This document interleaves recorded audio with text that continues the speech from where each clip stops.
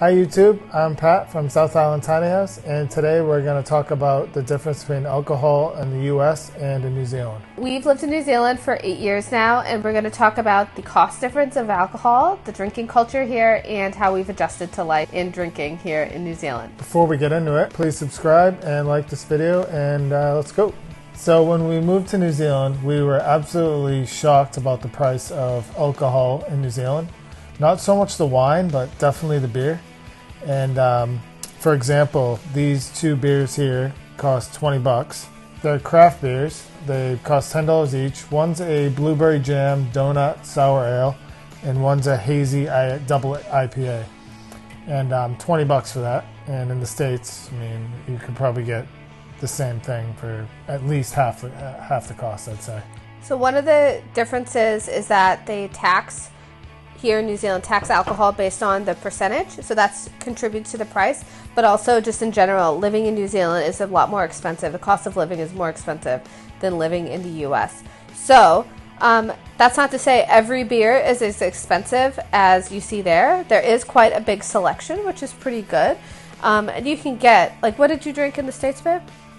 Just like Coors Light or Bud Light. You can get a box for 10 bucks.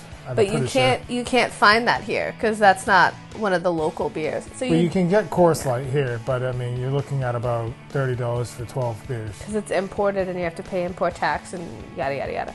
So the cost of alcohol is a lot higher here in New Zealand than it is in the States, and that's one significant difference between drinking. Now to talk on to drinking culture. In terms of drinking culture, we've basically found a range depending on whether we were living in a big city like Dunedin or Christchurch versus when we lived in a small town like Waimate. I definitely think people drank a lot more in Waimate. That was pretty much the only thing you could do in a small town like that, is just go to the pub. In Christchurch and Dunedin, we found people who didn't drink at all, and we found some people who, could, do a rager every weekend. So I think it also has to do with the age, and because we're in our 30s now, so just going from being in your 20s, people were drinking quite heavily, I'd say, in the big cities here versus your 30s. I'd say people tend to drink more at home. Plus, the pandemic has changed everybody's habits. So I don't really think there's any one way of saying that, like, how you have to live to fit in New Zealand. But definitely there is a big drinking culture here. Yeah, for sure.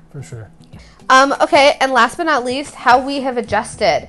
So since we moved to New Zealand, we noticed our habits didn't really change between the States and New Zealand. So we were drinking the same amount. I would drink maybe about a bottle or two of wine during the week, and Patrick would like to have his beers after work, basically. But we started looking at the numbers, and it was just getting so expensive, especially if Pat wanted to try something cool.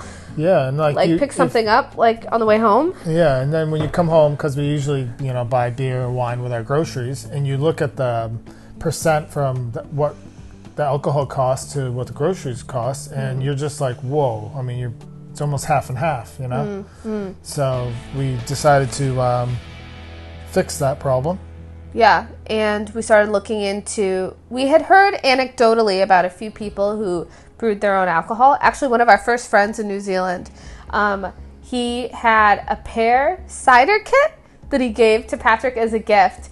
And that was our first foray into brewing. It was absolutely the most disgusting thing we ever brewed. I drank it. It was horrible. But it was our first time, and I don't think we sanitized everything right. The first few times we brewed, we did the cider, which tasted awful. And then we did a wine, which came out really bad. We still have some to this day, I think.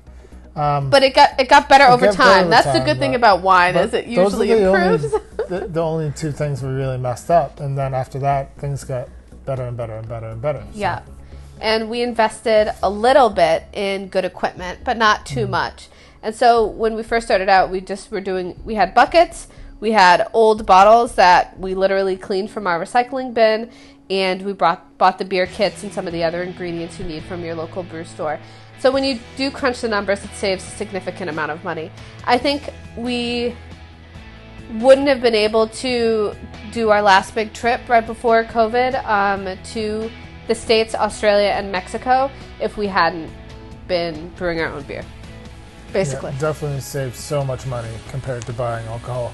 Yeah. And I mean, we're not doing it with like fancy stuff either. You know, we're still using plastic buckets and still using bottles. Although I'm trying to, you know, start doing kegging and stuff, and we'll see how that goes. You gotta work in small increments in order to become more efficient. Otherwise, if you try to do it right away, it's just completely overwhelming, and that's why you see so many people selling all their homebrew kits online and stuff, because they just get overwhelmed. You gotta start small. A big time commitment. It really is. But it's old hat to Patrick now. It's just normal for him. But it wasn't always like that. It's a routine. You get into a routine, and then you know what you have to do, and it's just a part of life. It's like brushing your teeth, you know? The biggest thing I'd say, though, is when there was a time when you had a lot of, you were still waiting for your beer to condition, and so there was like a bit of overlap where he was still buying beer and making beer, and then once you make a decision, you just stop buying beer. That is the easiest way to make you stay on track. You just stop buying beer, and then you just start focusing on buying like ingredients, you know, malt and hops and yeast, and instead of buying alcohol. Sorry we cut off there, but this is how we've been able to drink what we want to drink and do it cheaply in New Zealand, because alcohol is very expensive here. But it's pretty simple. It's taken a long time to get where we are, but as you can see, it's pretty well set up. We started obviously brewing alcohol in our tiny house, and you know, going back and forth between our shipping container, and it was a mess. But as you can see, we have some stuff going here. We got some wine. There's a brandy experiment going. There's a beer. We have one beer going. You know, and we've got some beers down here that are ready. They're bottled. Wine, whiskeys.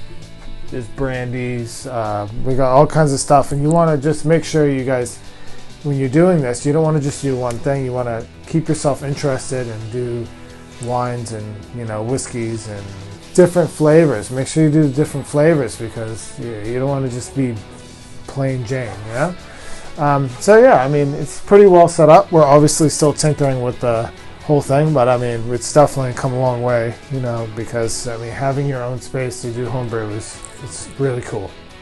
Thanks guys for watching. I hope you enjoyed this video. Be sure to check out my wife's new book about our tiny house journey and moving to New Zealand, and make sure you guys subscribe, like this video, and we'll catch you next time.